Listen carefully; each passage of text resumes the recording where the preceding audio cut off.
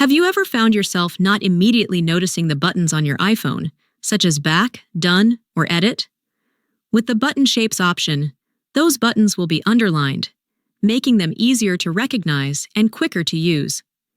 In this tutorial, I'll show you how to enable this option and make your iPhone more clear and practical to use. But before we begin, if you're new to my channel, make sure to subscribe and turn on the notification bell so you're always updated on my latest tutorials. So, to start, open your settings. Once you're in Settings, scroll down a bit and find the Accessibility section, then tap on it. Inside Accessibility, look for the Display and Text Size section and tap on it. At the very top of this menu, you'll see the option called Button Shapes. To activate it, simply toggle the switch next to it.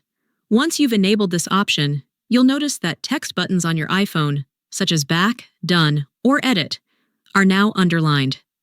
This way, it's immediately clear what is a button and what is just plain text. This visual difference is especially helpful if you often use your phone on the go, or if it's sometimes hard to spot interactive elements at first glance. From now on, navigating through apps and settings will be much easier, since buttons will always be clearly highlighted and easy to recognize. And that's all for this video. I hope you found it useful. If you did, don't forget to like it, share it, and subscribe to my channel, Smart Assistant.